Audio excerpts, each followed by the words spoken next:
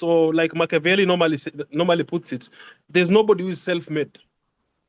If anyone ever tells you they're self-made, he is a greenhorn, so to speak. All of us have been shaped by a certain environment, by certain people, either consciously or subconsciously. We more or less borrow a lot of the good we think they've done. So like I mentioned before, I am not a politician. I'm not vying for any political seat. But over time, I've realized that as architects, we tend to shy away from the political question. And the political question doesn't necessarily mean that we have to join a political party or we have to protest and do the maandamano. And like the president said the other day, we don't have to put sufurias on our heads.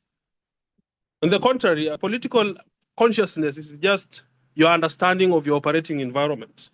You're operating in an environment that is determined primarily by politicians in terms of taxation, in terms of policies, in terms of legislation. Whether you are this silent genius hidden somewhere, ultimately they are going to catch up with you. So one of the things, one of the deliberate decisions I made in my life is, yes, I have to understand the socioeconomic context I'm operating in. I'm operating in a highly informal setup where our services are not really appreciated. And when I was working for Symbion, I had to really balance between going into mainstream, as we call it, party politics, or just having this ideology. And some of these ideologies you get through reading, and you get a few people we normally call the North Star, the guys we look up to, and they guide how we design. And I know these are very contentious issues in AK. They think that politics is not a good thing, but remember, even when you build a small single house somewhere, it's a political statement because it is your interpretation of how you think the world should look like. Others will argue you don't even have to build at all. I remember one of my lecturers, Professor Omenya, said the best way to do green architecture is probably not even to build anything, just to leave nature the way it is. So that's where now the political question comes in.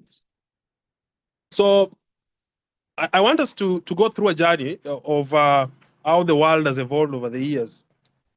There's what we call the K-wave. The K-wave is a term that was coined by a Russian economist called Nikolai Kondratyev. Essentially, what it means is that the world has evolved through a number of waves. And I'll just go through some of them quickly and allow me just to be a little bit accurate by reading them. From the 1780s to the 1830s, we had the Industrial Revolution, which was characterized by steam power, textiles, iron. In the 1830 to 1880, we had the railway and steel age, which was, of course, the railways, the Mombasa, Kisumu, the railways that were built in that period. Mechanization came in. We have the 1880 to 1930, where we had the electricity, the Nikola Teslas of the day, the Albert Einstein issues to do with heavy engineering. In the 1930 to the 1980, we had the automobile and the oil age, and it's important for us to note how oil has really transformed the socioeconomics of countries. We had aviation, petrochemicals. In the 1980 to around 2020, as we ushered in the new millennia, we had the information and communication age, which essentially talked about computers, internet, mobile tech.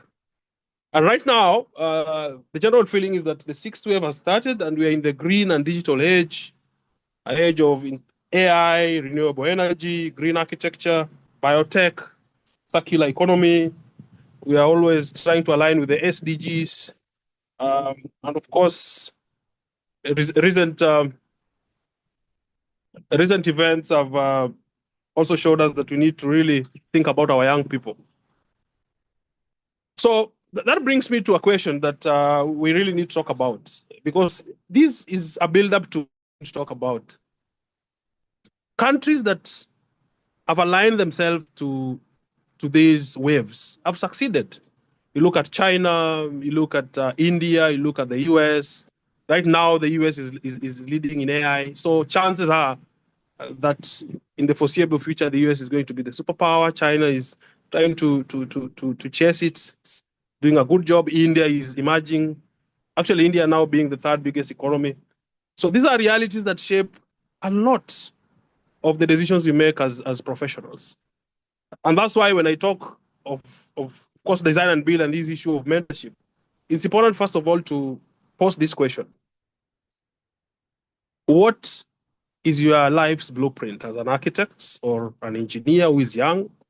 You should have a blueprint. And let me just borrow from the preacher from Atlanta, Martin Luther King, and he was very specific in a lecture he did in 1967, delivered to students of Barrett Junior School.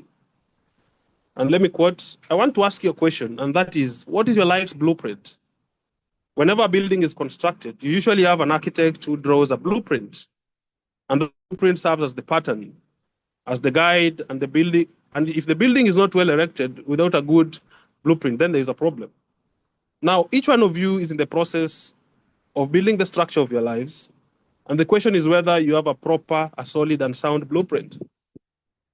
And he goes ahead and says that as a young person, and I think, so to speak, political leaders who've really been the one in charge of shaping our lives have made us really feel inferior.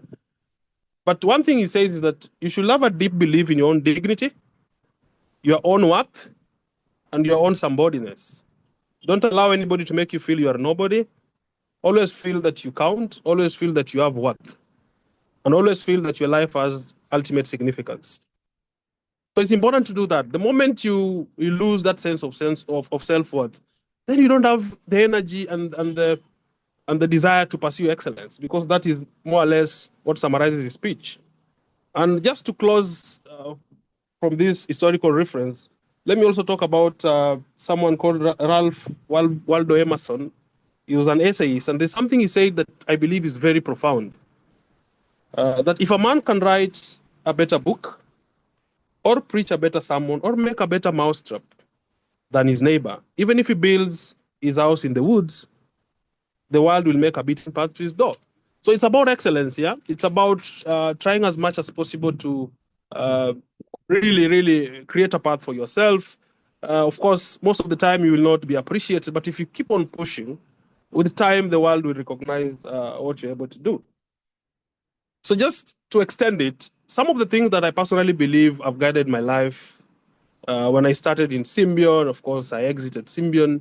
And when I exited Symbion, I really didn't exit because of salary. I mean, Symbion is, in my opinion, the best employer in the country. Of course, not to mention they're the best architectural firm at the moment. But I saw something that the market was missing. I realized contractors had to go through long processes of procurement. I mean, trying to, clients and developers trying to bring all that team together. And it became a little bit, in my opinion, from what I saw, a little bit untidy, because sometimes accountability wasn't there. At that time, I remember NCA wasn't really, didn't have so much teeth, so contractors would get away with everything.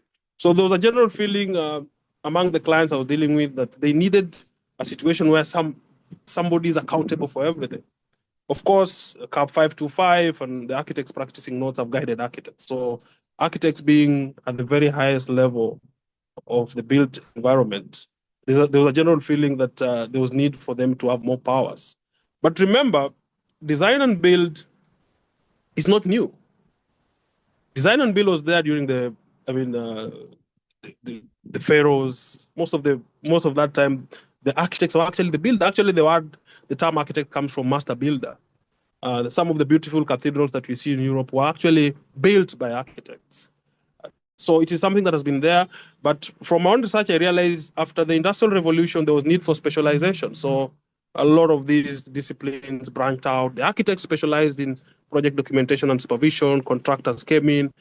But I'm increasingly seeing these coming in. If you look at the public procurement and asset disposal act, I mean, it really references design. If you look at the architects practicing 42, really architects can involve it. So to the young people, really find yourself still in this. One of the ensure you have, apart from having an ideology to check out. Now, the architect, also in the issue of conflict of interest, design. By everything's another team got is very specific. Architects can part all that so that they're able to form a team. Build the stops with you. So you are going to handle a lot of money on behalf of your client. So if you're not a person of integrity, obviously you're going to have a problem there. And then, of course, you must try as much as possible to be true to design. You must design with purpose and context. You must respect. There are things that if you've noticed certain developers get away with, they just do whatever they want to do, whatever they want to do because they have the money.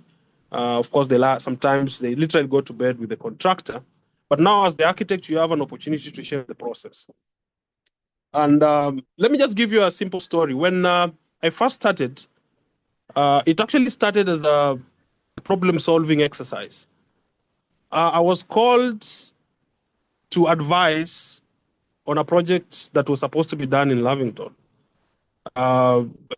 Senior civil servant had passed on. He left around 1.5 acres for his 4 kids, and they just wanted to subdivide it and sell it.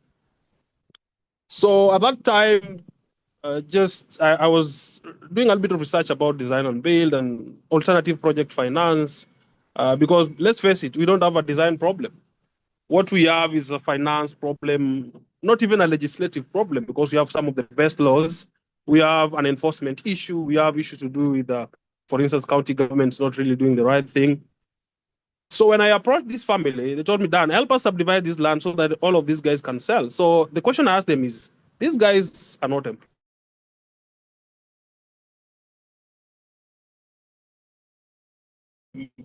I offer solutions. So that is one of the things I'll urge anyone who wants to get into that space to do. Always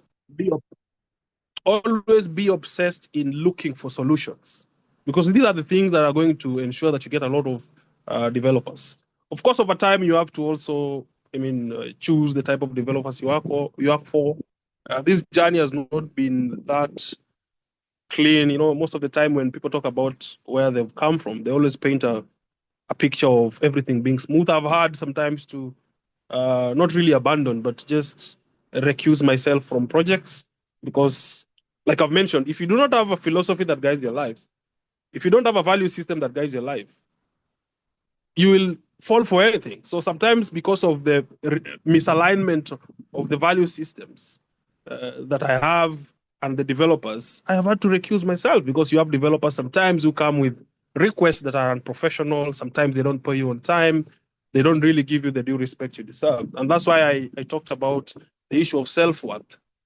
Once, as a young person, you identify that you need to develop that, then nobody can take it away from. So in a nutshell, what I can say is that those are some of the strategies I've used. Another thing that really helped me is my exploration and understanding of what I normally call the supply chain.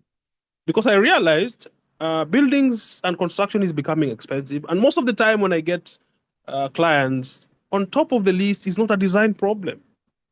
It is a cost problem. So my advice to young people, be obsessed with trying to find solution on the cost issue. Okay, and another thing on the execution issue, because some contractors really mess up certain clients. So what I did is that I studied the market. I realized that, for instance, if I'm able to make my services flexible and engage, for instance, in labor-only contract, the client will save something. The moment your value proposition is pegged on the client saving money, then the project is yours. But if it is pegged on your own ego as an architect and you want your thought process to be there to prevail all the time, no, I think you tend to fail. At the end of the day, remember, when you're designing for anyone, you want the design to reflect the personality of the end user and not your personality as the architect. I know we have all this debate of star architects and the rest, where they want their designs to be exactly how they feel about the craft. But in Kenya, because of our socio-economic realities, you do not want to impose that. Another thing that I think is important for us to talk about is what is lacking in the industry, especially when it comes to young people. In the UK, almost 70% of projects, either public or private sector, are floated into competitions. And it's important for us to appreciate this, because competitions have produced some of the best architects. Do your research on how Lord Norman Foster started in the 60s with the Pompidou in France, talking about Zaha Hadid, one of the idols that I really love. The many years she spent doing concepts, engaging in competitions until she landed her first project in Germany, that fire station. And from there, she was able to really, really propel herself into greatness. Even one of the recent, I will call my contemporaries, Jacques Ingels of Big, fought his way through competition after resigning from SOM, and he's now one of the biggest architects that we have in this era. So now look at the linkage between a political ideology and how young people can succeed. If the political class doesn't want to democratize the design process by having these open competitions for young people to compete in, then they're not going to thrive. For instance, the affordable housing program. This was a perfect opportunity for the president to do number one, ensure that the young people participate in the design. Through design competitions, we'll have very, very interesting propositions. I remember when I was a fifth year, at that time, Thika Road was really coming up. And one of the solutions I tried giving was, what if we inculcate urban agriculture into this issue of housing? You are going into Kiambu, you are cutting the coffee and tea plantations, replacing them, replacing these landscapes with concrete, gray and gray infrastructure. Of course, roads and the rest are good, but replacing them with buildings and apartments. Yet you are actually moving towards creating food insecurity. And you have seen over the years we've been importers. So architecture, housing, agriculture, politics is tied. Another example is one of my seniors in campus called Architects Maranga, one of the best. I remember his proposal in actually fifth year, announcing proposal in Kibera, where he did a very good proposal that won an award, all SIM awards. I remember he got really, at that time he was still a student, but he won quite a number of millions, and he was able to showcase the world. Even students can really help in shaping the discourse. So these are realities that shape our lives. Politicians set these policies. I personally think the affordable housing program is a big letdown, but that's not the topic for the day. So let's push young people. I think the future is bright, but we have to be at the decision making space. We have to be at the table making these decisions. And one of the ways, as a young person, that's why I admire a lot what Brian is doing, is to get into professional associations like KK, try shape the process, go into IEK if you're an engineer, go to IQSK if you're a quantity surveyor. Let your voices be heard. Okay, so if voices are not heard, when decisions are made, they're not going to favor you. And believe you me, these decisions shape how you practice. You finish your degree, you get into the practicing environment, and all the decisions have already been made for you. Your future is predetermined.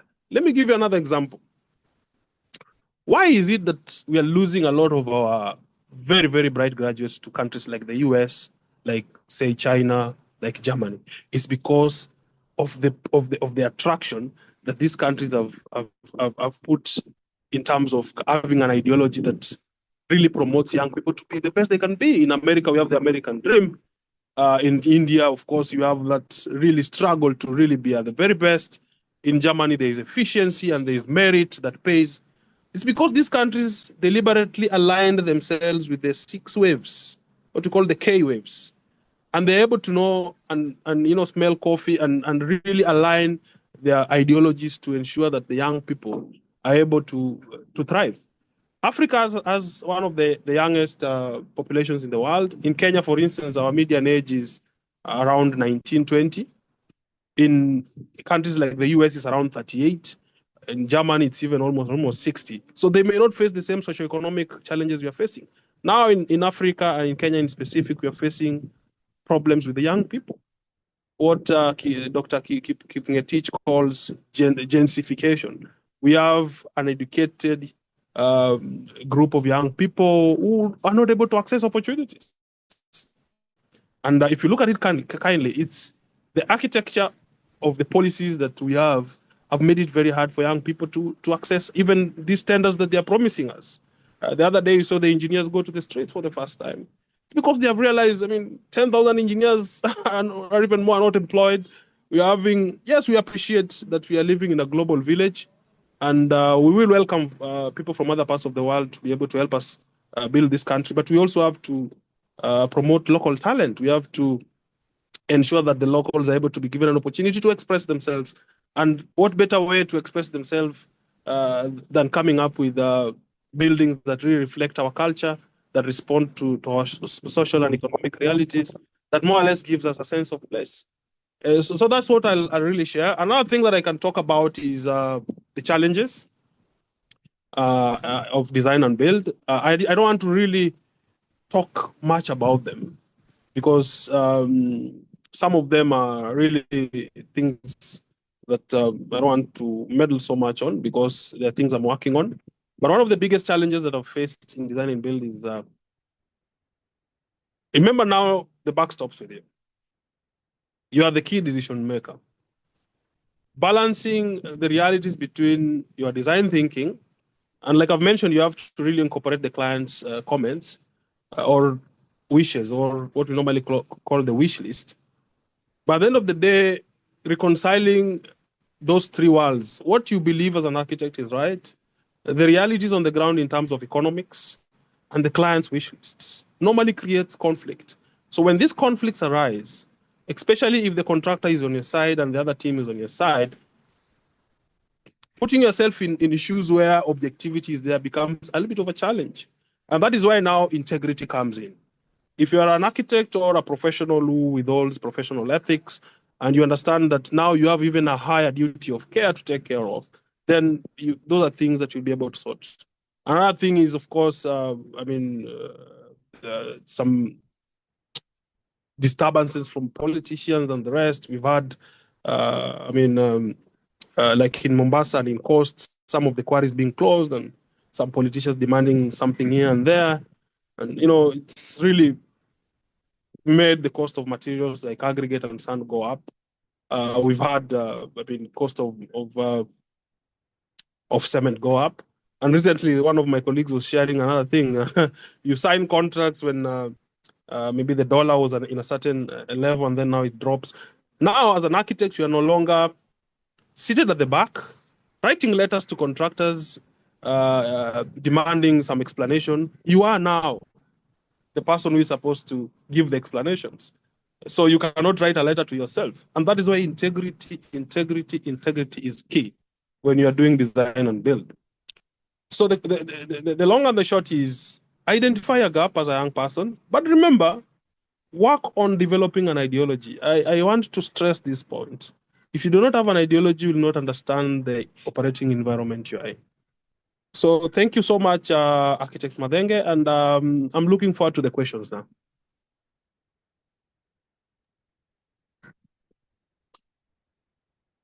That was fantastic. I really enjoyed the way you flew with the whole topic. If I can just go through some of the major points one by one, it was ideally that graduates should find a gap. That is quite a heavy task for someone who doesn't have that experience. The next item was that professionals should find, or rather, not imposing their voice, their design decisions, but to give their solutions or find solutions for the clients that they're serving, so that now there's a win-win in that sense. That's number two. Number three, we can say that you have pointed out something about socioeconomics and politics in itself. Socioeconomics as C waves and K waves, where certain forces happen over periods of time, and we just have to move with it. And I think we can transition from that into the whole politics, where you're advising that professionals should embrace associations and stand out to speak for their profession, not to be passive, not to take things for granted. And if I can summarize, the last point was the problem of the youth, the young people coming up, them being more proactive. There's unfortunately a brain drain. There's this whole issue with the best talents being taken up for either further studies or by big firms, corporates in the Western world. What if they could have found their own path within this context of Kenya? What solutions could they have found or solved for our great nation? So very, very strong points, which I would like to open the floor to the rest of the audience here. Is there anyone who has a burning question? Maybe I can go into the chat.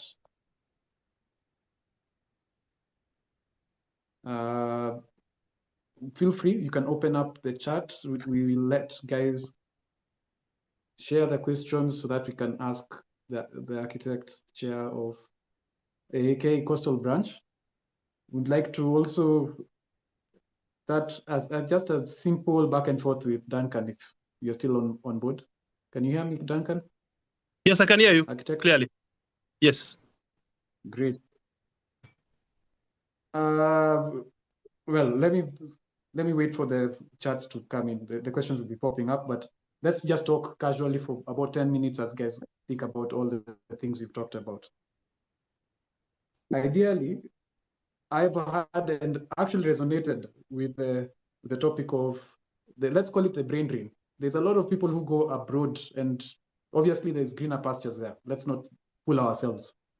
What do you think we can do, just as an association, as AK, in propping them within our country, in propping the same geniuses, the same brilliant minds within Kenya, even if there's an issue with, let's say, employment rates, there's an issue with, let's say, acceptance of brilliant ideas. How do you think we should approach it as an association? Thank you so much, Michael, for that very good question. I think so far, for the last 67 years, the Architectural Association of Kenya has done fairly okay. But see, the reality is, like I've mentioned, the K waves that shape our socioeconomics, everything boils to that, have changed, dramatically. So I think just to answer your question, AK needs to, in my opinion, in a very humble submission, it needs to accept that there are certain social and political realities that we are in. I mean, you cannot just concentrate so much on. Of course, it's good to promote excellence and professionalism, but there's also that aspect of advocacy that needs also to take a political angle, so to speak. And like I've mentioned, and I don't want to be misquoted, a political angle doesn't necessarily mean a political party. It doesn't mean aligning to a certain individual.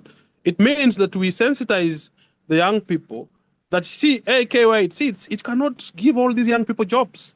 But what can AK do? It can advocate for better governance in the public sector, because like I've mentioned, if you have better governance in the public and even private sector, jobs are going to come.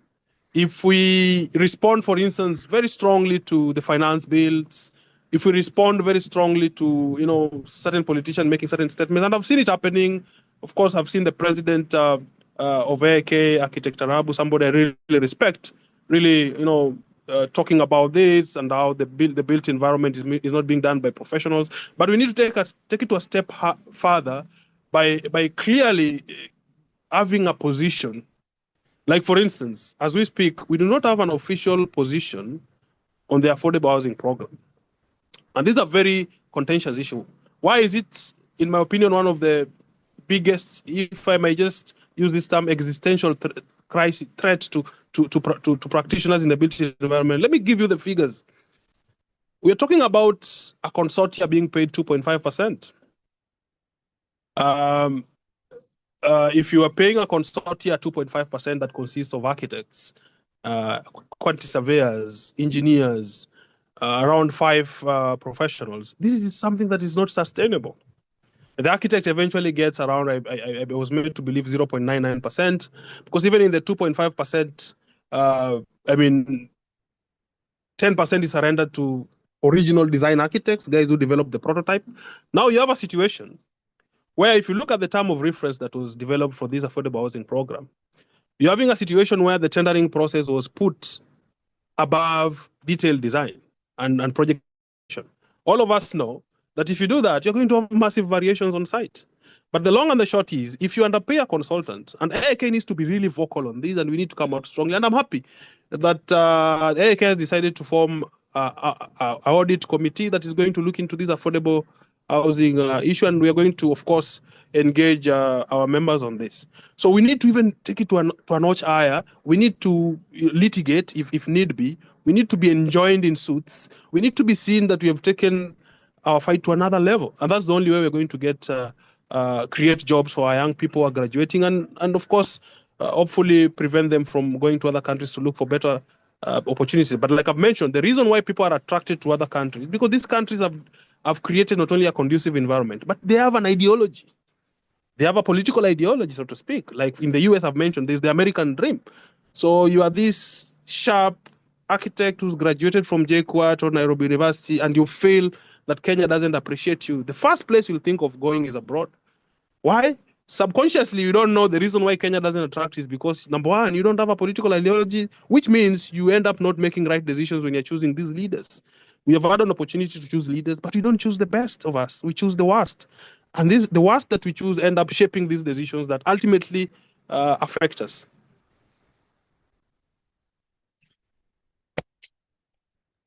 Hello? Those are very, very strong, points that you're actually saying. It actually, in a bigger picture, when we take care of ourselves, we will retain the best of ourselves here, or they will at least want to come back. There's a lot of brilliant minds in diaspora. The forsaken home probably accepted worse hours, or probably an economic system that doesn't that absorbs more of the salary than it would have absorbed here. Yet they could have had bigger impact, bigger say, more visibility if they were given a platform with AHP, the affordable housing projects. They could have been given the chance to develop, even if it was the Big Four agenda with the industries, hospitals, we say the housing, obviously, and that would have made Kenya even more interesting and grow into another level beyond the third world moniker that we live in. So as AK, we are all trying our best with different angles that we are tackling to improve the nature of our profession, how we are perceived, how we relate within ourselves, how we show up to clients and get compensated properly. This is all very strong points that Duncan has pointed out. And I would like to say all of us have to chime in. All of us have to come together. It's not one voice only, obviously. It's being able to rally and get into advocacy, where most people think advocacy is just being loud, but advocacy is going to policies, going to politicians, going to the real areas where power lies and making our statement, making our impact. So I'm going to take this moment to go through at least a few of the questions that have been posted. We have Bevan Buire. Bevan had a question which was that you had not talked about jobs and internships. I think he has. I might not have to, I don't want to make him repeat himself so much. So ideally, he's talked about AHP. He's talked about his experience at Symbion and the nature of finding your space. So obviously, there's a training period in your lives, but you should ideally figure out what your path is and create an ideology, as he had pointed out. So I'll go to the next question, probably someone who wanted a bit more in-depth clarity for Duncan to describe. He's asking, how did Duncan get into design and build? Did developers approach him for the same, or it was his proposal to the client? Duncan, over to you. How did you hack that world? Thank you so much. I've tried to answer it, but let me just give it another attempt. Like I've mentioned, one of the farms that I worked for and really was an eye-opener was Symbion. And let me just put it clearly, in my opinion, Symbion is the best architectural firm in Kenya right now. for many reasons. Anyone who has gone through the system in Syndium will tell you. So if you have such a very efficient system of project documentation, of pre and post contract, you're able to see possibilities, but you're also able to see challenges. One of the challenges I saw, which to me was an opportunity, was that labyrinth of navigating through project documentation, through contracting, through financing and the rest. So I decided to pick on two things: contracting and financing. I realized developers are not really having a design problem, and I think this is what young people need to understand. There is no design problem in Kenya. Nowadays, with artificial intelligence, you can Google your house, you can design your house even as a young professional and get designs. We have, in my opinion, a finance problem. We have not really a legislative problem. We have a compliance problem. And number three, we have a policy problem. Like I mentioned, when I realized that the developers were really sometimes painstakingly trying to look for this contractor and hold him into account. The best the architect can do at the end of the day is to do these letters. Sometimes they end up in arbitration. So I identified a problem. So I realized these contractors were not being regulated at that time. I think recently you've seen NCA really stepping in. There was need for the developers to get someone they can trust, somebody who is accountable for his actions. As architects, of course, like I mentioned, our laws have been there for a while and they govern how we practice. And like I mentioned, and this is something that people need to understand, Section 42 or Article 42 of the Architects Practicing Notes is very clear. Architects can engage in design and build. It's there. It's not my creation. And I've given you a historical background of that. So I realized, what if I get obsessed in solving this finance problem? What if I get obsessed in solving this issue to do with, this back and forth that normally developers have with contractors? Let's face it, we have what the former Prime Minister Raila Odinga, may rest in peace, used to call cowboy contractors, who get into projects and they don't know what is supposed to be done and they rather disappear with the developers' money. So I realized developers trusted the architects more because of the strong institutional backing we have. We have Borax, we have AK, and they know they can always report the architect in case he does something wrong. And of course, it is something good. Let's not run away from it. Then the trust comes in. So if the developer, most of the developers were able to trust me with projects because they realized, number one, there was one central command. There was no excuse, because most of the time when consultants, when contractors don't perform, the architect normally says, no, we chose this contractor, so the blame goes into the contractor. So that blame game, of course, is something that developers don't want to get involved in, because it results into losses and other things. So that is what I decided to do. So when I got my first client, I told him, you know what, there was a contractor who had abandoned a project and we were looking for a contractor to finish it. And I came and I told him, why can't you then give me the opportunity to do it now that you've trusted me and we've worked and you've seen I didn't really do anything wrong. I did everything as per the book. So he gave me the first project and we were able to deliver it on time and on budget. And that's where now it began. Let me also try and answer Buire regarding jobs and internship. Like I've mentioned, Buire, I think this should be Architectural Student Association. Buire is, I think, Asa Tum, if I remember that name very well. Buire, like I've mentioned, as a young person, if you're in school, there are things you need to develop very early. You need to have an ideology, something that guides your life. And this is something that is not new. If you're able to have a sense of self-worth, if you're able to get the basics right, as a student, just do the right thing, go to class on time, be disciplined, finish your assignment. This one will give you the ideology that you need and the software that will govern your life.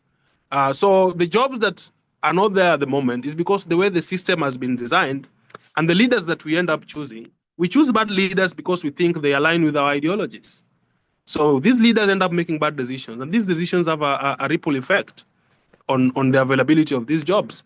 So you realize even companies that would otherwise take interns tend to shy away because it's an expense and they need to pay these interns. So everything starts at that point. We need to ensure that the leaders we elect, and we elect leaders that reverberate with our energies and they reverberate with our ideologies. And normally, somebody told me the other day the reason why we have bad leadership is because they are a mirror of the society. The society is generally, in my opinion, made up of the good and the bad. Maybe we can argue which percentage is bigger, but we can use that and say because we have bad leaders, predominantly societies are made of bad people. And by bad people, I don't necessarily mean that I'm condemning my own people. What I mean is that human beings are inherently evil, and what civilizations do over the years is to reduce that level of evilness so that we become good citizens. So good citizens elect good leaders come up with good policies create jobs. It's that simple. And that's why you need that ideology. You need to identify with a North Star that guides your life.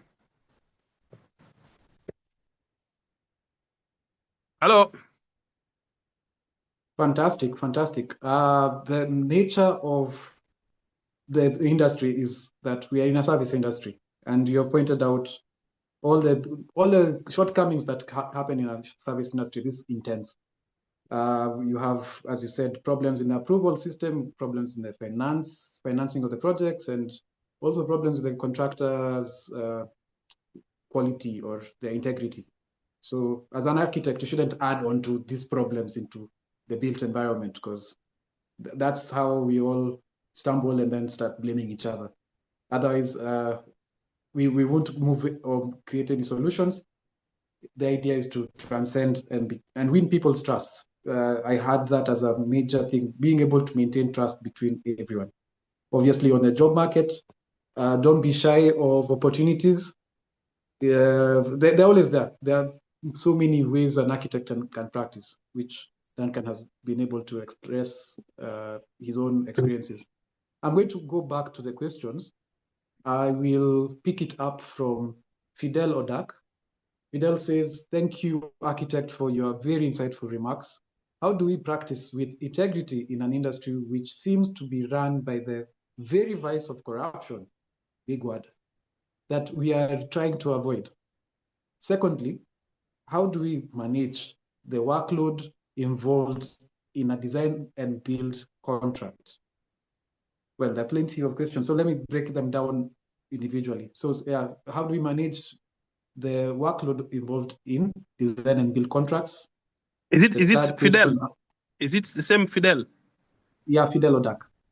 The first question, I think, is practice with integrity. Second one, manage the workload. Third one is how do you ensure that you are fairly remunerated for the value you bring to the client? That's the third one. We can go to the fourth, which is the final one. Does design take a backseat given the margins from building are usually higher?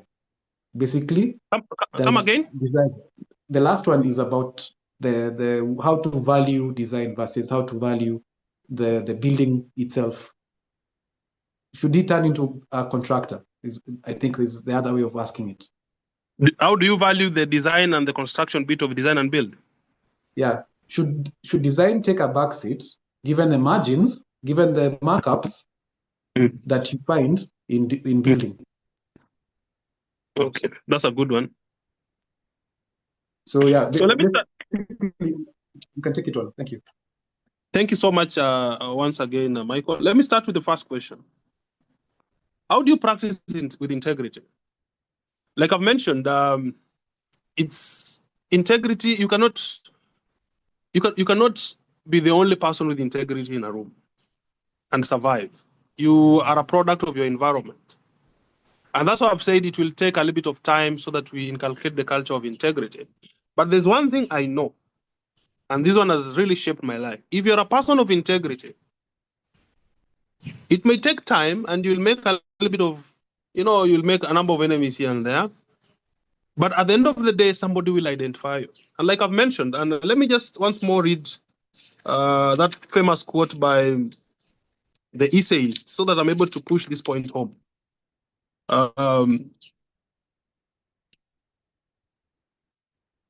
Ralph Waldo Emerson said in a lecture in 1871 that if a man can write a better book or preach a better sermon or make the better mousetrap than his neighbor, even if he builds his house in the woods, the world will make a beaten path to his door.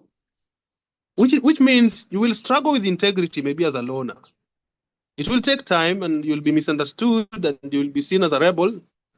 But believe me, one day the world will take notice and they'll come to your doorstep for either your design or build services. So, Fidel, don't give up. I know the environment you're living in is not good. But like I've mentioned, the environment we're living in, the socioeconomic environment we're living in, is primarily governed by politicians. These politicians don't come from another planet. It's us who give them the opportunity to serve us when we vote. Which means if we have a collective consciousness to vote for the right people, ultimately integrity will be the order of the day. But when we forget some of the core values that we should look at when you're looking for leaders and concentrate on narrow interests such as tribe. You know, the other day I was talking to a friend who was like, Dan, you know, you didn't go to a big school, so you need to shut up. I told him, it doesn't really matter. All of us are architects and we learn from each other. Sometimes it even boils down to the school you went to, sometimes the neighborhood you're in. Once you're able to, you know, really not focus on those and collectively focus on the right things, then we will develop as a society. It's not a one-man show. No single person, whether with 100% integrity, can change this country. We need the critical mass that is important for us to change this country. And like I've mentioned, better citizens choose better leaders who come up with better policies that make the citizens' life better. So number two, how do you manage the workload? And let me answer that by really making reference to another, there's something I really stumbled upon, especially when it comes to young people. Let me just have a look.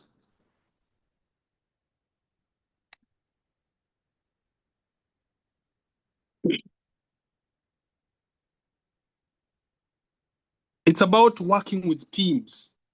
One will argue, if you're at the university now, how do you really leverage on some of the, you know, the strengths and most likely the strengths of your classmates? And this is something that I think is deep, because if you go to other countries like Germany and the US, the education system there is designed to encourage teamwork, because they know that no individual can have all the attributes to solve a problem or even move the country forward. Unfortunately, our education system has encouraged individual work, and that's why we struggle with team. The beauty of teamwork is this: assuming you're a fourth year or even a new graduate, you have graduated, and I've seen this happening. I'm seeing quite a number of graduates trying to do this. They team up with 3 other or 4 other graduates, and they start something. Of course, when you've graduated from the university, you don't necessarily are allowed to practice. But assume you decide to partner with somebody who is registered, and just tell him, you know what, I want to learn. Let me partner with you. I don't want maybe to be in a full-time kind of setup, but I want to learn from you as we move along. I've seen that. I can give you a very good example. There's an architect called Johnson Mwangi. To me, he's one of those success stories that I will always tell people. Johnson Mwangi reached out to me when he was a student at the Technical University of Mombasa, of Kenya, sorry. He was still a student, and I had done a sketch and I had put it in Facebook. And he just DM'd me. I even showed him the DM the other day. He told me, Dan, what other architect? I can do a render for you. So he was a student, I think 5th year. He did a very nice render. And just to celebrate him, I posted that render in my Facebook page and asked the guys to vote, because there were some renders that were done in my office, and he did that render. And I told guys vote, and his render really stood out and got most of the votes. And from there, I've seen Johnson Mwangi evolve into a design and build architect. So probably subconsciously was following some of the projects I've done. But now, if you go to X Space, he's the guy who calls the shot. Even the other day, I was with my good friend, very senior architect, Waziri Martin Tairo, and we were joking with Johnson. You were telling him, you know, you've made us a shift from X because you've taken over. So Johnson Mwangi has been able to transform into, of course, he got a very good grade because of, and I'm not the only one who mentored him. He was mentored by quite a number of other architects. He did some project that went viral for, if you remember very well, this rapper called Omolo, I think, Calligraph. I did a project for Calligraph, and and people were like, how comes it came out very badly? And I had to share the original design, and we created quite a buzz about it. But I've seen him develop into this design and build architect, and he's somebody that I believe is of very high integrity. And believe you me, watch him. And I dare say the young people should actually follow Johnson Mwangi more. Almost retiring, so I don't even think I've made enough impact in the market. I'm still learning. So he's somebody that I believe is going to help shape the discourse. So like I've mentioned, the only way you can manage the workload is to partner. If you are still a young graduate, look for a senior who is practicing, ask him to guide you. It can even start as a pro bono. Why not? When Johnson reached out to me, he didn't ask for payment. I gave him an opportunity, took it, ran away with it. We were able to build that house. And from there, he was propelled because I also felt that I needed to really take him to the next level. I shared his contacts. I shared his work in Facebook. And I'm happy to see him grow. So the only way you can take care of workload in design and build is to identify a team. It can be a team made up of your contemporaries. It can be a team made up of people who are older than you and more experienced than you, but identify a team and subcontract. I work with the Chinese a lot in Nairobi. I have projects in Lavington, projects in Riverside. Recently, we broke ground in a project in Westlands because I've realized I have to work with these people. They have more experience when it comes to this. They have a bigger financial muscle that will help me reach where I think the team can reach. So let's also inculcate that culture of teamwork, which I don't want to blame any young architect. It's been missing a lot in our education system, but it's something we can start teaching ourselves. And like I've mentioned, it's the ideology that I'm preaching. It is the political, if you want to call it, ideology that I'm preaching. It is that software that is going to take you to the next level. Yeah, sometimes if you're not careful as an architect, just to answer question number 3, because it's a design and build arrangement, you might be tempted to compromise on the design and compromise on the core principles. But like I've mentioned, if you have certain core values that govern your life, values to do with beauty, values to do with, of course, excellence, then you will not compromise some of this. And let me just go through a certain list that I had prepared for you regarding this particular aspect. You also need to humanize your work. Behind every plan is a person. Behind every elevation is a family. That's one thing we rarely talk about. Give it the human feel. Behind every line you draw, know that lives depend on it. Another thing is you can revolutionize your skills as an architect. I mean, you have to really go out there and see what other architects in the world are doing in terms of BIM, building information modeling. And I know Brian is quite advanced in this, in terms of Revit, in terms of artificial intelligence, in terms of now the new gospel that you're preaching, which is green design. You have to really be conversant with the legal framework that we are dealing with. I see a lot of young architects struggling with that. And most importantly, speak the truth, even when it shakes tables. If a county engineer demands a bribe, expose it. If you expose one county engineer who is demanding a bribe, believe me, the rest are going to adjust how they do it. Because fear is the fuel that the oppressor uses to continue oppressing you. The more you are fearful, the more he gets the courage to oppress you. When you spot a project that violates riparian or environmental law, please stop it or talk about it. Just speak out. That's what I normally tell people. Build movements, not empires. The loan they're actually saying that the age of lone geniuses is over. Form collectives, cooperatives, and consortiums that outthink the corrupt and outlive the mediocre. That's a very powerful statement. Let me repeat it. Form collectives, cooperatives, and consortiums that outthink the corrupt and outlive the mediocre. Be the generation that turned the Architectural Association of Kenya into a movement. And I think that's where AAK needs to go. And AAK now needs to transcend into a movement that really not only talks about excellence and professionalism, but also about some of these socioeconomic realities that we have. Reclaim the drawing board, the site, the procurement table. Demand that every architectural engineering engagement follows CAP 525, etc., etc. So that's one thing that we need to do. So design will not take a backseat. Even if you're doing design and build, if you have all these things Because at the end of the day, you are an artist. And I dare say, just to quote Professor Omenya, you are also talking about building physics. So you're more or less a scientist. So don't forget those as you also execute. In fact, I dare say, design and build has probably made me a better architect because then I'm able to experiment a lot. I, of course, develop quite a number of properties and I'm able to, throw in a little bit of experiments here and there to see whether they work. If they fail, of course, I also learn from them, which means back at the drawing table, you're able to be more fluid. What architect, this very good architect at the university, I've just missed his name, Adnan Moklomba, used to call, there's a term he coined, it's like some kind of design liberty of some sort. You need to liberalize yourself in the drawing board, because I remember first year we used to struggle doing the lines. So the whole essence of doing the line and being free with your hand was also to free your mind so that you're able to be fluid in that. Yeah, so I think I've answered the fourth one, unless I've missed something, Architect Michael. So far, so good. You've actually been thorough. Your talking points are so in-depth that I'm jealous of your reading list. You should, by the end of this, start a book club just to help guys gather all these beautiful thoughts that you've been sharing. I am going to continue with the question and answers as they are coming in. There's another one that just followed Fidel by Bevan Bwire, who has pointed out a very poignant point, something that we have been talking behind the scenes. There's a call for a disciplinary committee to take out quacks and members who do things against the association needs.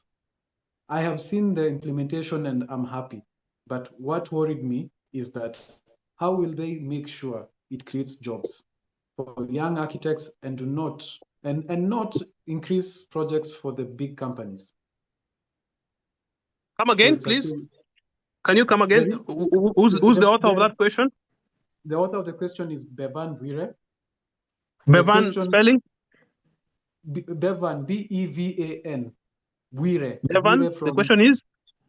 Western. The question is how will the impact of disciplinary committees removing quacks and unprofessional conduct, people who are malpracticing, how will that impact affect in terms of creating jobs for young architects and not increase projects for the big companies? I believe the question is about how people will be shifting to now companies which have been established as opposed to the ones coming up, because the ones coming up might have malpractice happening in that level. Thank you so much for that question, Devan. Number one, I want to deconstruct that description called quack. These persons are not quacks. They are just unregulated. If you go to other countries, like, for instance, South Africa, I was in Sandton City last December, and I happened to be hosted by a Kenyan who wanted me to have a look at a property there. And the building that I was staying in actually was owned, or rather is owned by an architect, a very famous architect. I don't remember his name. It's called the Leonardo. It's the tallest residential building in probably Africa, if not the world. So I happened to have met a number of architects there, and we were just having a discussion. Do you know, in South Africa, they allow persons who have acquired diploma to practice, but they limit on the scope and the size of the project? So just to borrow that idea home, we should not call these people quacks. Let us call them unregulated people who have found themselves in a context that may not appreciate them. And let me point this out very clearly. There are people who've done diploma in architecture and are extremely good designers. I can give you an example. I mean, in Mombasa, we have quite a number. I don't want to name him, but I can name one. When I was working for FG Mungai, a guy called Githinji. I know Githinji is not the best of names today, but Githinji of Archi Consultants, in my opinion, is an extremely gifted in my really technician. He was able to do. We were able to do together quite a number of projects. Kenya National Library Services. I remember Mwalimu Sako, and he has very good design instincts. That one I must point out. So this is, in my opinion, is the way forward. AIK has done well so far in this. It has established incubation centers, what we call the build hubs. And I must, of course, really congratulate the President Arabu for this. He's done one in Langata, Nairobi. He's doing another one, I believe, in Westlands. In Mombasa, we are doing a build hub and a secretariat at the Technical University of Mombasa. The idea is very simple. We want to bring these unregulated people on board. How? Like I've mentioned, through partnerships. And this is not something new. If you look at the architects practicing notes, there is a provision where an unregistered person can actually open an architectural firm. It's there. As long as he is partnered with a registered person, and that registered person has more than 51% shares. These are things, believe me, these are provisions that have been used. I know a firm in Mombasa called Winter Architects, for instance, that has done that. I know quite a number of other firms that have done that, where the principal partner, so to speak, is not an architect, but is partnered with architects, and they're able to practice well. So the build-up facilities that AK is building, there's one that is complete in Nairobi. There's another one that we're doing in Mombasa that we are hoping to start next year, is to bridge that gap and create a forum where we're going to engage in meaningful discussions and collaboration, so that we don't have this issue of quack anymore. So if you have projects, and like I've mentioned, there are people who are gifted in getting work. And ironically, most of them may not be the regulated persons like me and some of you. So you need to create these synergies and bring these groups together so that we're able to move forward as a country. And I'm happy that Borax is doing something about it, because Borax has started even programs where they're going to examine these particular individuals. AK needs to jump in and own the process so that we're able to be seen as the leaders. I believe legislation is needed to ensure that we give these people an opportunity to design. We don't want to cut them off the market. What the problem I have personally is, when I can give you a case, I'm not going to name him, let me just spare him. There's an individual who faked architects practicing license and faked the engineers practicing license and got paid 5 million by a client in Mombasa.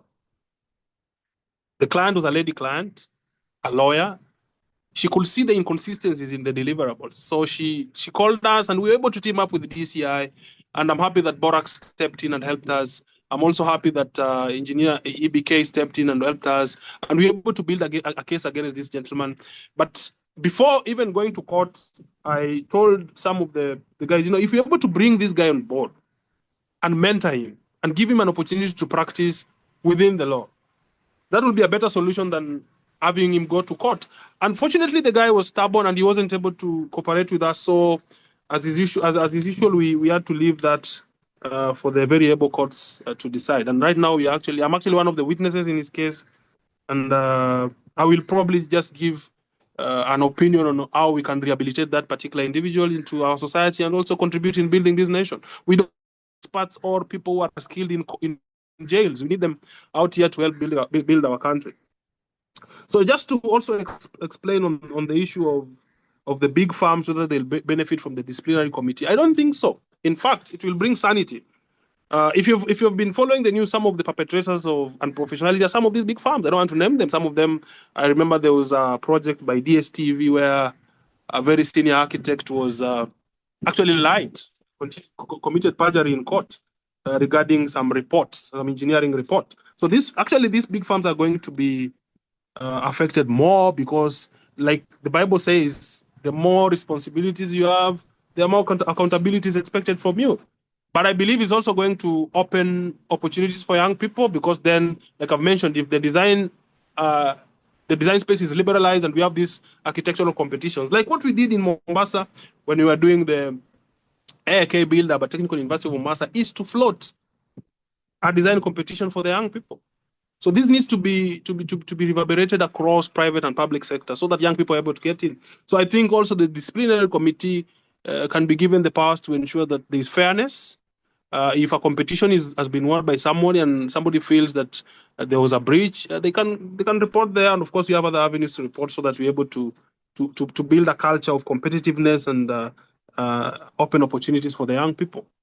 So I don't think it's going to create some kind of hegemony by the big firms. On the contrary, I think the big firms are going to be even keener to collaborate with the young people. And like I've mentioned, the reality of our day is we have a very youthful population, a median age of 20. So any serious architectural firm that wants to still have traction into the industry has to reach out to the young people. It has to create opportunities to these young people. There's an architect, I think, who's done research and realized most of the big firms that started in the 60s, 70s, and 80s are actually closing shop. I think, personally, one of the reasons is they did not bring in the young people. They did not bring in flesh blood into their into their system, so that these people are able to take leadership and take these farms to the next level. Most of these big farms, if you look keenly, are still steered by our very able senior architects, whom I respect. But they need also to give hope to the young people that they can rise up in these farms and take over leadership.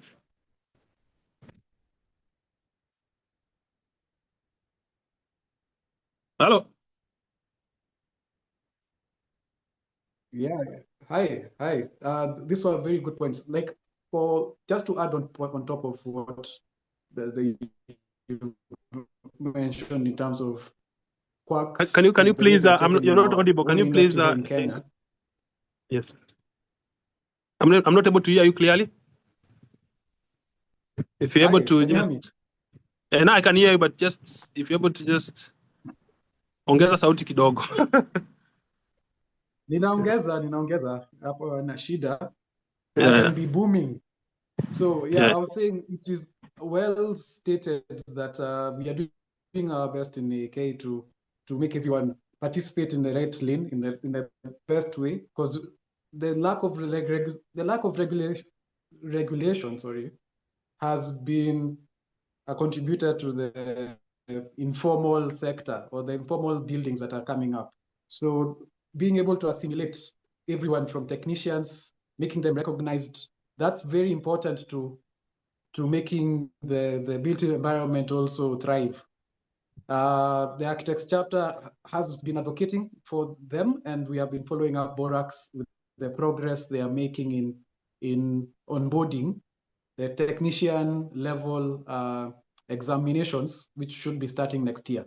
So more to look at as we continue with our good work here. So I'll just continue with the questions. I hope we still have about 30 minutes, so we can just go through this as they come by. One aspect to make very clear is that let's look at this. The question from Shireen. Her question is that the situation currently in Kenya for one to get a job is purely to know. Come again. Remind me the name. Shireen Dean. She's a graduate architect. Yes. Her question is, the situation currently in Kenya is to get a job to purely know people, basically network. That's why people get jobs. That's why graduates end up getting jobs and get recommended and referred. This is a huge problem, especially for those graduates who are who are firstborns in their families in the construction, who are the first ones from their families in the construction industry. What do you think about this issue?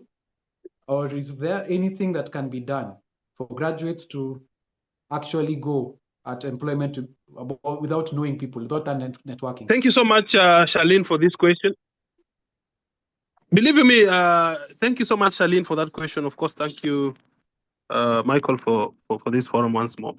Let me say this, Charlene, architecture is one of those, if I may just corrupt this term, meritocratic professions probably that ever exists. It may not be like medicine, where you've done well and a patient will, of course, tell people you're a good doctor because of patient confidentiality. Architecture is so objective. If you are a good architect, if you are doing good work, even as a student, believe me, you will not look for work. I remember the words of one of our lecturers. I remember his name correctly, Architect Ladu. He used to tell us that when you are at the university, just work on good presentation skills. If you are, say, in second year, third year, maybe you can try and even explore further and try and do very good technical drawings. He assured us that if you do that, you'll never really struggle to get attachment. So, in my opinion, the universities that have done very well in ensuring that they prepare their students well. JQuat is one of them, because I remember, of course, I've really interviewed quite a lot when it comes to when they're looking for work. But one of the things that have stood out for me when I'm assessing, or rather I'm interviewing this, is that JQuat students tend to be exposed to industrial attachment very early, and their lecturers actually follow up. I've seen the same culture going into Technical University of Mombasa. I'm sorry, but my alma mater, Nairobi University, seems to be lagging behind on this. It doesn't really take this. Why is this important? Just to answer your question. As a young student pursuing architecture in the university, most of us go there with very good grades. A's, A minus, B plus. We do not necessarily have the creative flair to stand out, but the lecturers most of the time take us through the process. And this is normally evident when you see pinups. You see a very gifted architect with a lot of flair. You see another one who is a little bit technical, but all of them have their strengths. But if you're given exposure at a very early stage in your academic journey, then you'll see what the industry is doing, and then you'll step up. Believe me, if you do good work, even by the time you're fourth year, you should be able to get some internship or even a job. I remember, I'm not saying I really was exemplary, but I remember in one pinup, I think fourth year, the late FG Mungai approached me and told me, Duncan, I want you to come and do some work for me. And I was really humble. FG Mungai, of course, is one of those architects that we really credit for balancing academia and practice out there. And of course, he's the one who taught me about developing properties and the rest, because I used to really follow keenly what he was doing. So at that stage, because we wanted to really be visible, I remember also participating in a design competition with a very, very brilliant architect called Caleb Mungare. It was National Museums of Kenya Collection Center. I remember we were competing against big firms then, like Symbion and the rest. So another firm came, gave us the job as students. And believe me, of course, Caleb was the lead. I just helped with some details, but we were able to win the competition. So I don't want to dwell so much on connections and the rest. As an architect and as a student, just embrace the values that I've tried to bring forth, values of integrity, values of hard work. Just pursue excellence, push, don't be comfortable. Like I've mentioned, even where I am at the moment, I do not think I'm even top 50 in terms of being a very good architect in this country. I believe I have a lot of work to do. Just keep on pushing. Keep on pushing, and like I've mentioned, somebody will realize that there's something special in you. And this something special can be many things. It can be design flair. It can be your technical ability. It can be good attitude. Most of the time when I employ, and I said this when I was talking to some students from Technical University of Mombasa, I sometimes just look at the attitude. The reason why some employers look, or rather most of them even look for that particular attribute, is at the end of the day, as employers, we know that we are going to train you.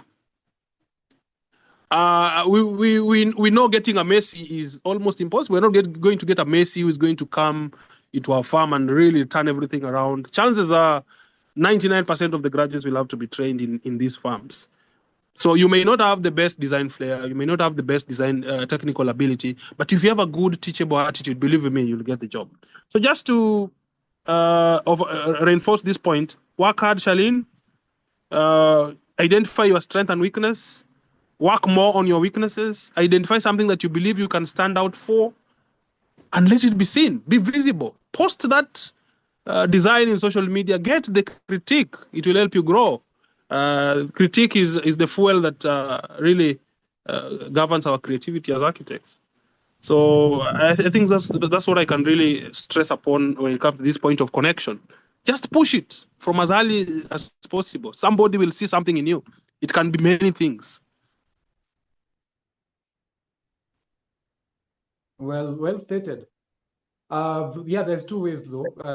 Just to play devil's advocate for Shireen, you can lean onto your strengths and also find that they are good enough, they are accepted. That's what you mean by specializing. You can also work on your weaknesses so that you become more balanced, and that's generalization.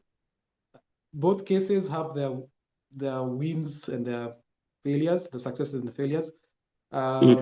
Just to add on to what Architect Duncan was saying, you should consider this as an expansion and contraction. Expand, get to know a lot more, then specialize a bit more.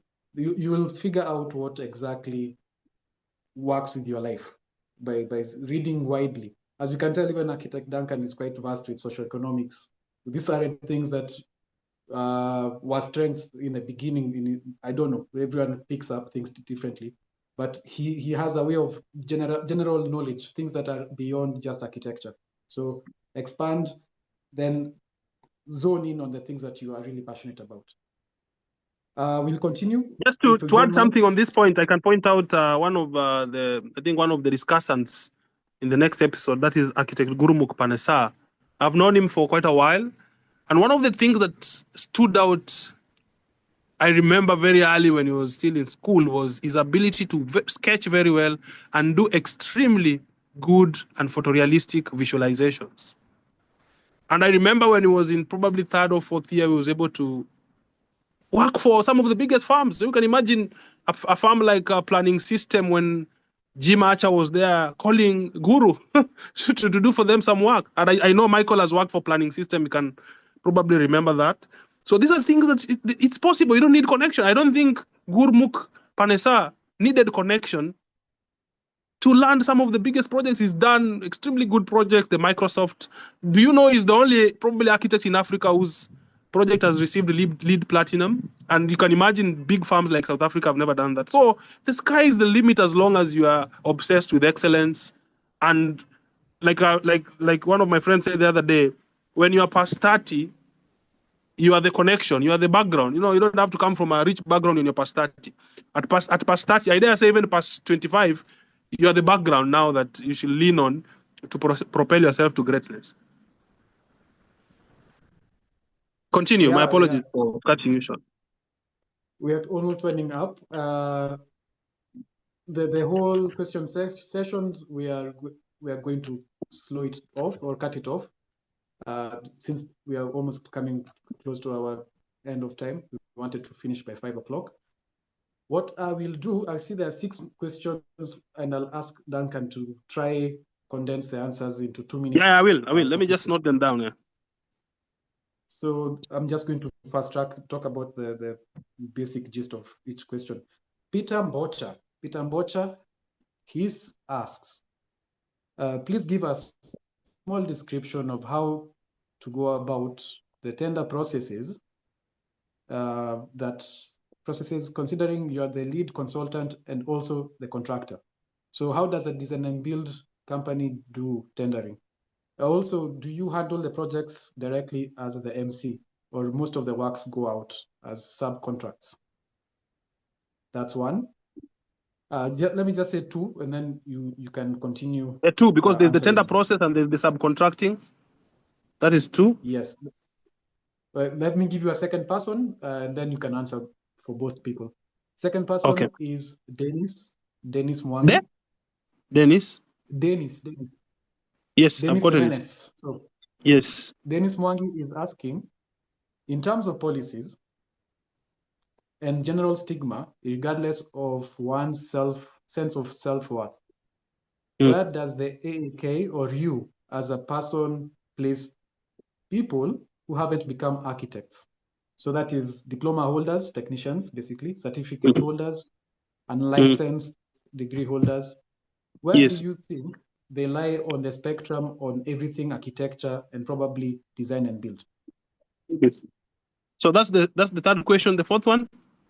The fourth one is design that not same person. Define. Is it coming from Dennis? The same question, the design question? Yes, it's coming from Dennis. The first one, the first two was Peter Mbocha. So you refer to Peter Mbocha. Yeah. The first two was Peter Mbocha. The first one for Dennis is about policy and stigma, especially when it comes to unregulated. Yes, the diploma holders. The fourth one? Yeah. The fourth one is from Dennis Mwangi still. Yes. And it is define the North Star. What's the North Star that people follow? What's the ideology? Okay. That's the other way of asking it. What's that ideology? How does he get to an ideology? Okay, so I've gotten the jinx of his question. The fifth question. You mentioned the sixth question. This is from Bevan. Bevan was asking in regards to generally the students all around maybe the Technical University of Mombasa, I believe. Bevan Bwire, the same person, he was asking on behalf of the students. Architecture students are one of the smallest groups in the nation, yet most end up to do attachment and internship at construction laborer workers, as construction laborer workers. Sorry, this one I think he has been answered. He was asking basically whether the jobs at the construction site would sharpen their skills. Yes. Of which I think that one is self-explanatory. Yes. I'll jump to your friend Johnson Mwangi. He's asking, thank you immensely for invoking such pleasant memories. Going to the question, could you remind me his name? Remind me the name of the person who is asking the sixth question. Johnson Mwangi. Johnson Mwangi. Oh, okay. Yes. Yes. Okay. The project that has come up. Okay. He's asking in the process of brainstorming for topical issues in a design and build sector. Yes. That he can focus on for his dissertation. Come again, Johnson Mwangi dissertation. I think Johnson that should be from another person because the Johnson Mwangi I know. Come again. Has finished. Come again. Let me just hide. His Monica. His name is Mwangi Mwangi. Yeah. Oh, Mwangi. Okay, just go on. Yes, I'm just explaining what I'm seeing here. Yes. He's asking, could you very kindly share areas for brainstorming the topics in design and build sector that he can focus on for his dissertation? Okay. In dissertation, okay. Yes. Okay, sir. I think this is another Mwangi. No worries. I have already closed out the question. Yes. Okay, thank you. Thank you so much. Because of time, let me just. Audience, I would like Duncan continue. Okay, can I go ahead and answer the questions? Hello. Yes, sir. Yes, sir. Okay, let me just try and wrap it up. How do you go about tender processes? I think that is from Peter, if I'm not wrong. Quite a number of approaches. Number one, you can do it the conventional way, where you, even as the design and build lead, can democratize the process and tell the client to look for other quotations. And then from there, you're able to guide the client on the budget. But in most of the design and build projects I've done, ideally clients or developers come with budgets. Number three, you can have an in-house QS, and most QSs normally do a good job, and they, of course, uphold the professional ethic, and they're able to give fairly reasonable estimates for the project. So that one becomes a basis of you doing the works. I hope I've tried to answer that. Number two, subcontracts. Yes, I subcontract a lot, and let me shock you. Some of the so-called unregulated individuals that people think are not very useful have extremely good technical abilities. And some of them, like I've mentioned, are very humble to take subcontracts like plasterworks. Some of them I've seen into carpentry, others are even doing plumbing. I give them. And I have quite a number of examples I can give. Brian knows some of them who've worked together, and now they have their construction companies. I give them the opportunity. There's a gentleman called Fares I've worked with him on a number of projects. The other day, I gave him a client in Kisumu. So the so-called unregulated individuals actually end up being very successful contractors and subcontractors because they have extremely good technical abilities, which probably is normally due to number one, their training. Number two, the fact that we normally give them a lot of site responsibilities when they leave campus. They end up really being good at it. Policy and stigma, like I've mentioned, I don't think AAK has the policy of stigma of marginalizing unregulated individuals. Like I've mentioned, AAK has set up the build-up centers. In Mombasa, we are doing a secretariat and a build-up center so that we're able to create a team that is able to work together. And like I've mentioned, the Borax practicing notes allows these so-called unregulated individuals to practice as long as they're able to partner with the registered individuals. And I'm sure the legislation will change and they will be able to practice. And I've drawn parallels with South Africa that is doing that, and even some parts of Europe. Define the North Star ideology. The North Star is really your guiding principle. I stole the terminology from, if you guys are aware, Biko Zulu's articles. He normally refers to, in his recent article, he referred to Oyunga Opala as his North Star. Remember, Oyunga Opala was there and he was doing very good, and then Biko Zulu came in, and of course, Oyunga Opala ended up being the auditor for Biko Zulu. So in a recent article where Biko Zulu was really celebrating Oyunga Opala's latest book, he actually described Oyunga Opala as his North Star. I can describe my North Star as God.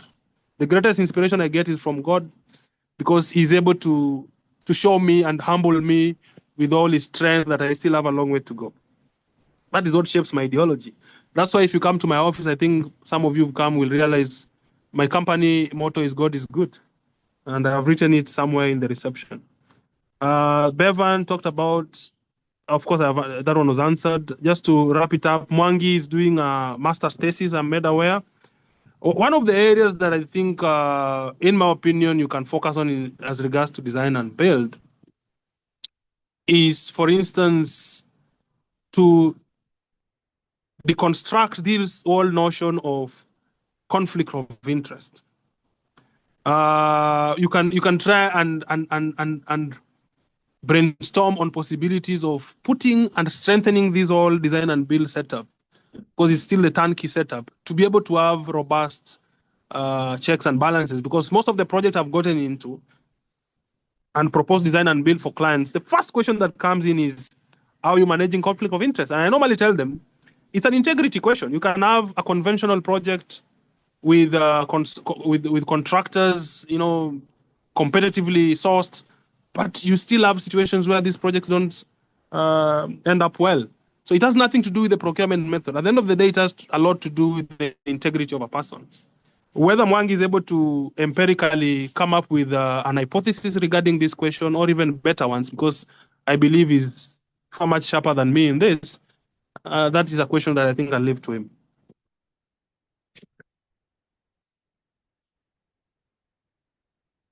Hello.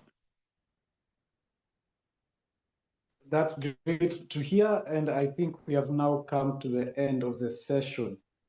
For all the students and graduates, I hope that you've gained a lot of knowledge, insights, and at least something to go forward and ponder about. It's not easy to take on architecture. That is one thing that we all try to remind each other that we are in it together, because for most other people, they don't see the struggles, they don't see the growth, but they eventually appreciate the end product of all our efforts coming together.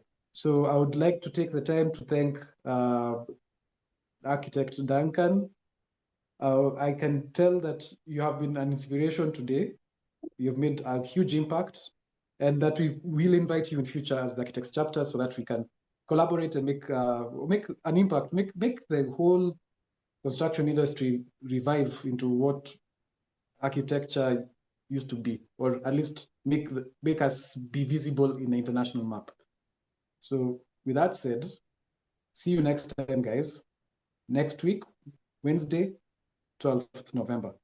We will be having Architect Gurmukh Singh And he should be taking us through the unconventional path, where he expresses exactly how he got himself into running a very successful farm, but also that small tidbit that you've been told by Architect Duncan about him enjoying art, enjoying technology, and being a person that does a lot in the green sustainability space.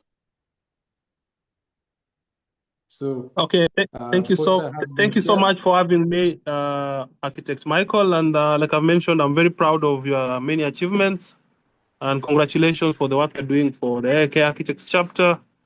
And I'm hoping that we're going to have many of such fora where we're able to share ideas. This is just how I look at things. I'm sure there are guys with different points of views. And thank you for having me, boss. Well, it takes two to tango. We are very thankful for your participation, and we'll continue engaging as we have promised. To everyone else, there's the poster. Save the dates and see you next time. Asanteni.